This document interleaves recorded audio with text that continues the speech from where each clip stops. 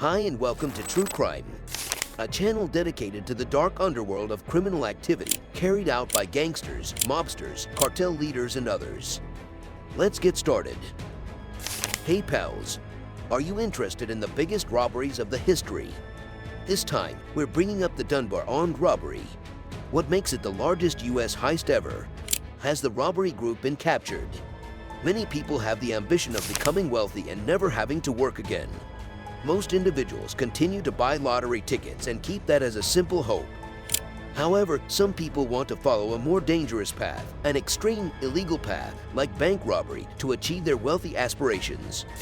Even though we have heard of several well-known bank robbers, we only know them because they were eventually captured. This is one such tale, but as a flawless robbery where everyone got away, it almost made the Bank Heist Hall of Fame. It was Saturday, September 13, 1997. In less than 30 minutes, the largest cash robbery in American history was executed. Just 6 individuals made up the bank heist gang, and the total amount taken from the Dunbar Armored facility was no less than $18.9 million. What's worse is that they essentially left no traces or hints behind.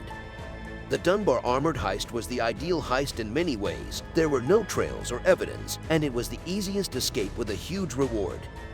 If it hadn't been for one man's minor error, the case would have effectively been closed.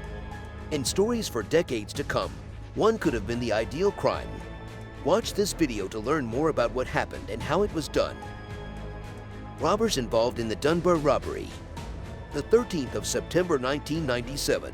Downtown Los Angeles is peaceful at this hour of the night, a far cry from the busy city center it is during the day. The Dunbar Armored facility is in the middle of a regular night shift. The guards have no idea that they will soon fall prey to one of the biggest and most daring robberies in US history. The Dunbar Armored Inc.'s regional safety inspector is 30-year-old Alan Pace III. His co-workers like him, and he appears to be conscientious in his work. He has a reputation for pulling pranks. Nobody is aware of the fact that Alan is a criminal mastermind with ambitious goals. Robbery of the downtown Los Angeles Dunbar Armored facility, a depot where armored trucks drop off and pick up cash accumulated from businesses all across the city. It is number 1 on his list of things to conduct. Alan seeks assistance from his dependable childhood pals Thomas Johnson, Eric Boyd, Freddie McCrary Jr., Terry Brown Sr., and Eugene Hill. Alan investigates the facility's security procedures. He becomes familiar with everyone's night shift routines. Even the depot's inner rooms and corridors are captured on camera. The fact that Alan is in charge of the company's worker safety led the other employees to believe that snapping pictures must be part of his duties. In addition, he is responsible for checking that fire extinguishers are current and that corridors are cleared as part of his duties. As part of his plan, Alan also looks for blind spots on the security cameras and monitors the rotating cameras to see how long they remain in one field of vision. Alan has been planning the robbery with his 5 friends over the course of several months. Alan was capable of providing them with maps, pictures, and in-depth information because of his thorough research. They also go on field visits for reconnaissance, driving by the building and becoming quite familiar with the surroundings.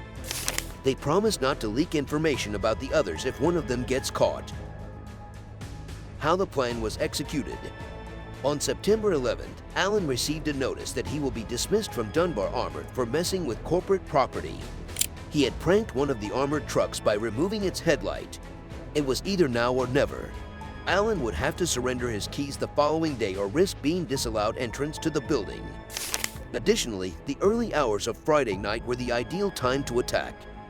Due to past experience, Alan is aware that the vault will be stuffed with cash, ready to be dispersed throughout the city in advance of the weekend's shopping. The robbers group spent a few hours at a party in Long Beach on Friday night to create alibis. After that, they vanished and wore masks and black clothing. Before traveling around 25 miles to downtown Los Angeles, they also examined their weapons and put on radio headsets for communication. The trip takes less than 30 minutes at this late hour because there is little traffic. The robbers arrived at the downtown Dunbar facility a few minutes after midnight. They were able to easily drive their rented U-Haul truck into the parking lot since Alan knew during preparation that the security guard manning the parking lot camera had a new truck and kept the camera trained on it so he could see it. Alan just unlocked a side door and the burglars entered immediately. The first thing they must do is avoid being caught on one of the many surveillance cameras surrounding the hallways. They move at scheduled intervals and hug the walls thanks to Alan's thorough preparation, allowing them to pass spinning cameras undetected.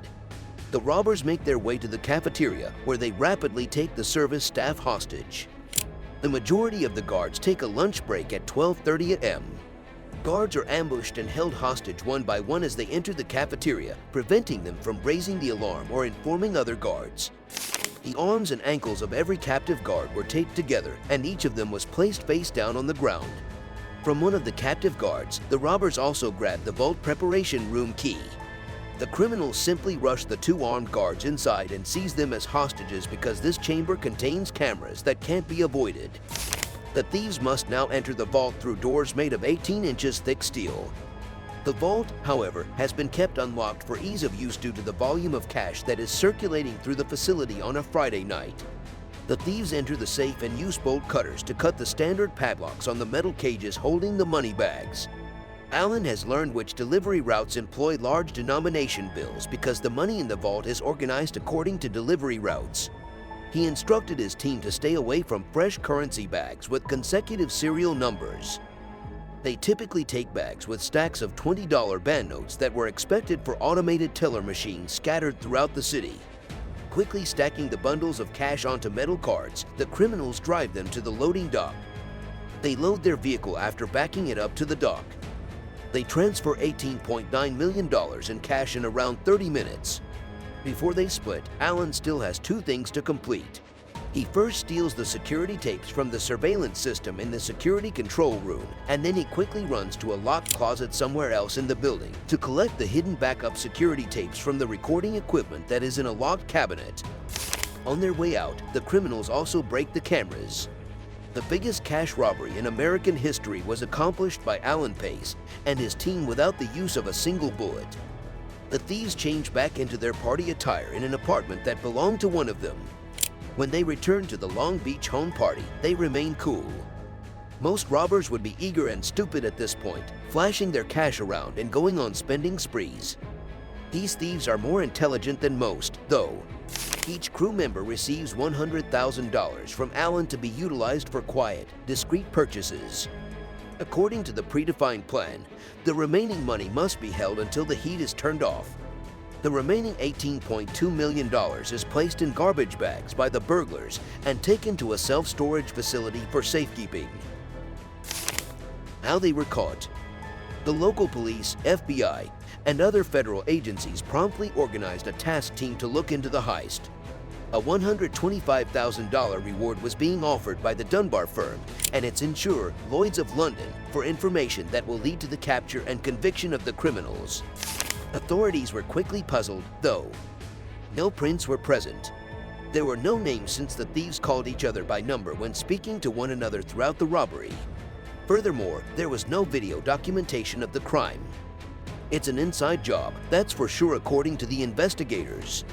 Being that the robbers were aware of the existence of backup security tapes and stole those as well, there must be someone involved who is intimately familiar with the Dunbar Armored facility's operations. Authorities question facility staff in the hopes that someone may have information. Which employee do you think could have committed this crime? Was the one question that was brought up during these discussions. It's interesting how frequently Alan Pace's name is mentioned. A little plastic taillight lens that was discovered at Dunbar's loading dock and is completely unconnected to any company vehicle is the only significant piece of information the authorities have at this time. It was detected as coming from a 14-foot U-Haul truck after being examined at the FBI's forensics lab in Washington. But this interesting lead does not succeed. At the time of the crime, there were many U-Haul trucks available for rent in the greater Los Angeles area.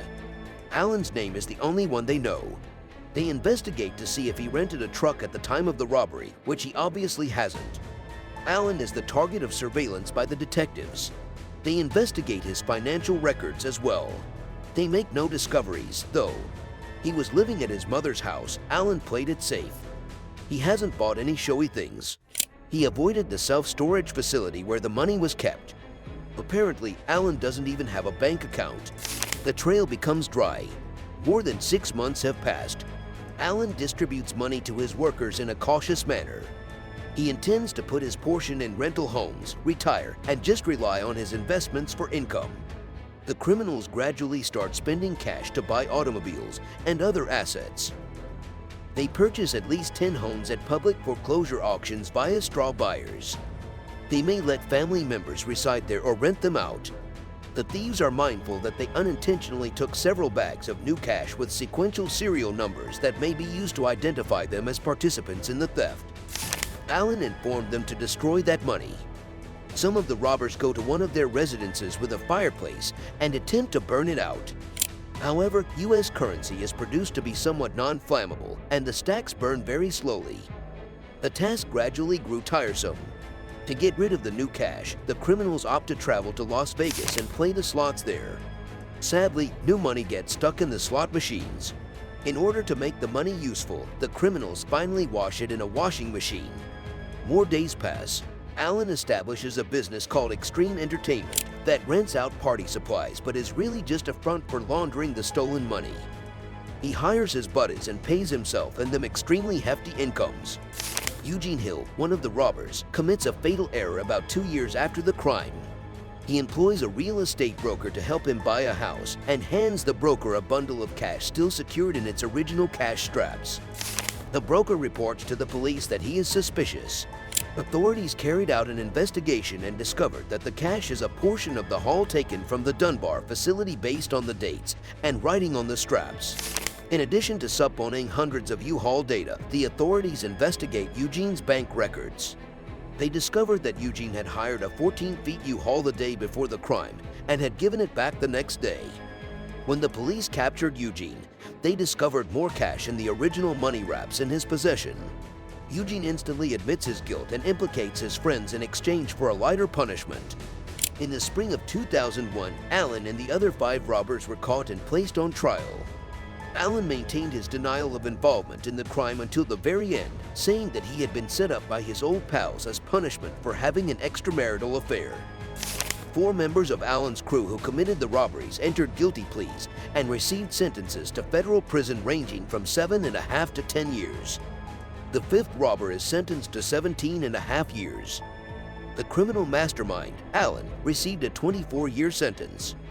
The robbers must now pay $18.9 million in restitution. In addition, the $7 million of what was stolen in the heist has been recovered by authorities. The majority of it was spent on houses, vehicles, and other things. Several $100,000 are thought to have been lost through gambling or burning in Las Vegas. According to many authorities, there may still be $10 million hidden somewhere. This money is still missing. Alan Pace will soon finish completing his term of imprisonment. Could he sneak back in and grab the missing stolen money, then change his name and retire on a beach somewhere? Thank you for watching another amazing video from our true crime team. Like, comment, and subscribe, and stay tuned to our next real-life true crime videos.